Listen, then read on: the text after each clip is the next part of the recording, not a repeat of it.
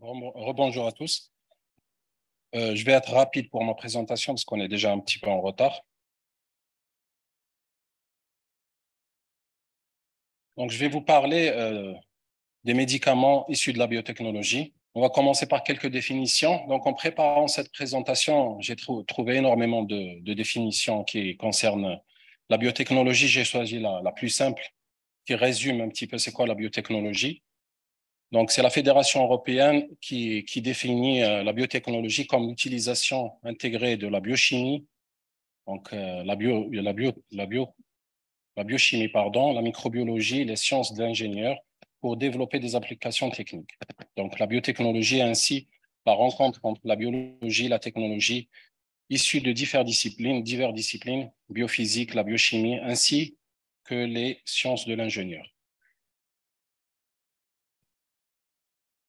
Alors, la biotechnologie trouve des applications dans des secteurs variés et elle est classée selon des couleurs. Donc, la rouge, c'est les applications médicales de la santé. La biotechnologie verte qui concerne le végétal, l'agriculture, les aliments, les OGM, etc. La biotechnologie bleue, c'est tout ce qui est vie marine. La blanche, c'est la biotechnologie industrielle. Et enfin, la biotechnologie jaune qui concerne l'environnement. Ce qui nous intéresse aujourd'hui, c'est la biotechnologie rouge. On va en discuter en long et en large. Et elle concerne plusieurs domaines. Donc, la santé, le médicament, le diagnostic, qui est important, l'ingénierie tissulaire et d'autres.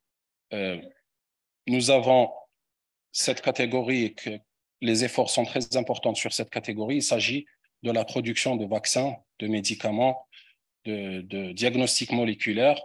Et pour citer quelques exemples, c'est les hormones, l'insuline, les anticorps monoclonaux et d'autres produits.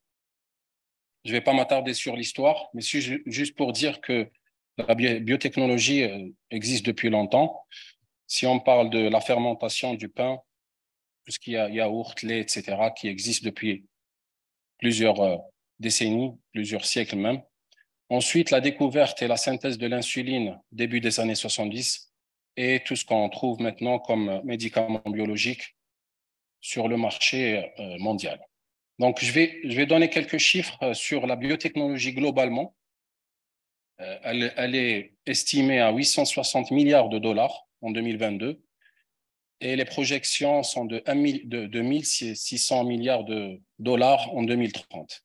On voit que c'est un secteur qui évolue très rapidement et à 8% de CAGR.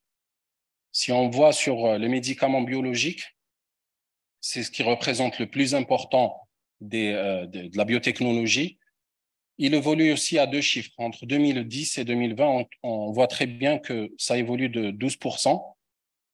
C'est un chiffre d'affaires en 2022 de 400 milliards de dinars dans le monde et qui va doubler d'ici 2029 pour atteindre pratiquement les 1000 milliards de dollars en 2030.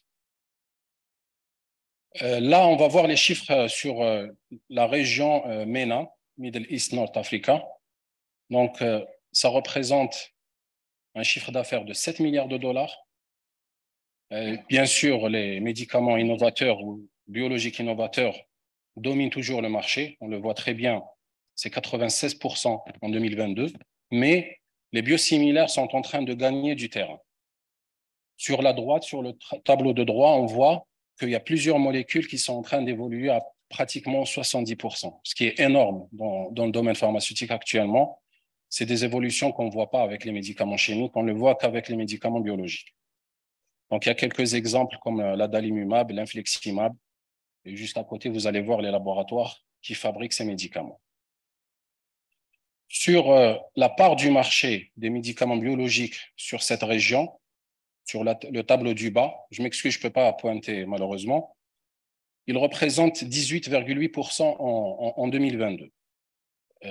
C'est une part très importante, alors que les biosimilaires représentent 4% du total. Ah, d'accord, ok. Donc, on le voit ici. Donc, les médicaments biologiques représentent pratiquement 19% de part de marché.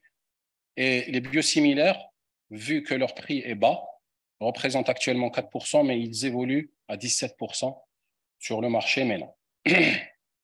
Alors, Qu'est-ce qui va faire évoluer ce marché sur cette région? C'est la clarté de la réglementation, la concurrence qui commence à être de plus en plus accrue, plus tous les investissements qui vont stimuler la croissance du marché du biosimilaire. On parlera des procédures réglementaires, il y aura une présentation par la suite qui parlera de la réglementation en Algérie, l'intensité de la concurrence, les prix bas des biosimilaires qui ils vont mettre une pression plutôt réduire les pressions sur les budgets de santé et tous les produits qui vont tomber dans le domaine public. Il y a plusieurs molécules qui seront plus couvertes par un brevet les prochaines années. On va voir le chiffre tout à l'heure.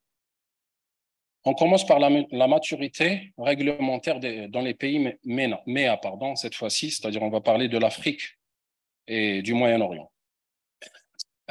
Si vous voyez le graphe en bas, donc c'est selon l'intensité du bleu, on voit que l'Algérie, on est un peu en retard sur la réglementation.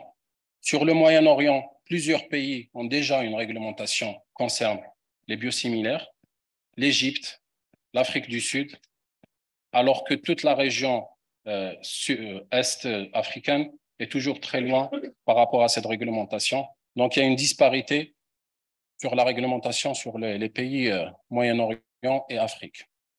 Alors, les biosimilaires, il y a 27 acteurs qui opèrent sur le marché maintenant.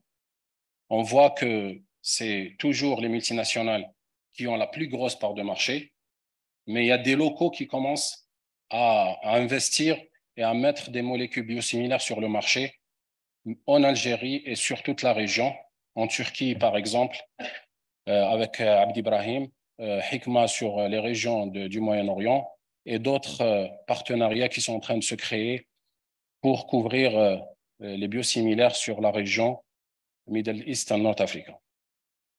Là, c'est quelques acteurs locaux qui sont en train d'établir des partenariats commerciaux pour permettre l'accès aux médicaments aux patients.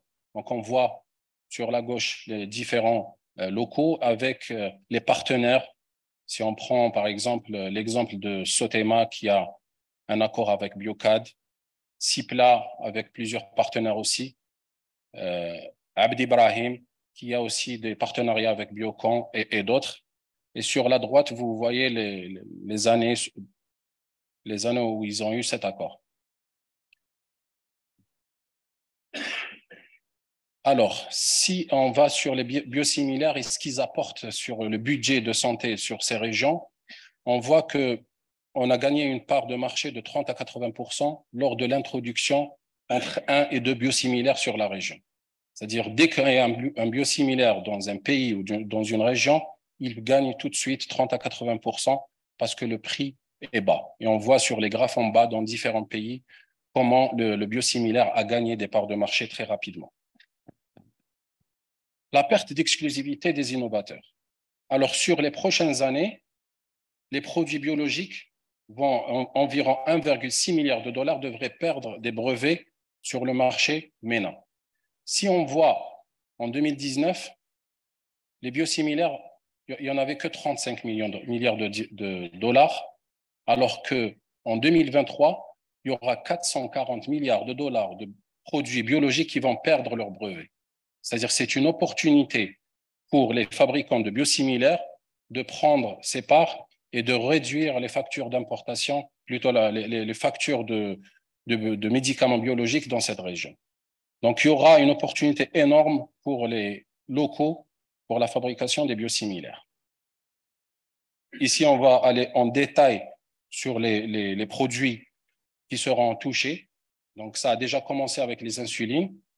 Même en Algérie, il y a déjà des fabricants qui vont commencer à fabriquer l'insuline glargine et la Sparte aussi, la liraglutide qui est aussi indiquée dans le diabète et d'autres molécules dans la rhumatologie, dans le cancer et autres pathologies. Donc, on voit dans les différents pays, si on prend l'Algérie, elle est en vert, l'insuline représente 11 milliards de dollars. Là, c'est le marché du médicament biologique en Algérie, un peu plus en détail. Donc, le générique reste le plus important, c'est-à-dire les molécules chimiques, avec 47,5% de part de marché. Mais les biosimilaires connaissent une croissance plus rapide. Quand on voit le tableau de droite, on voit que les biosimilaires ont un CAGR de 30%, alors que le générique est à 4%. Et sur la partie du bas, on voit très bien la part importante que prend le biosimilaire dans le marché hospitalier. En haut, c'est le marché retail et en bas, c'est le marché hospitalier. Voilà, c'est tout pour moi. Je vous remercie pour votre attention et je passe la parole à la prochaine présentation.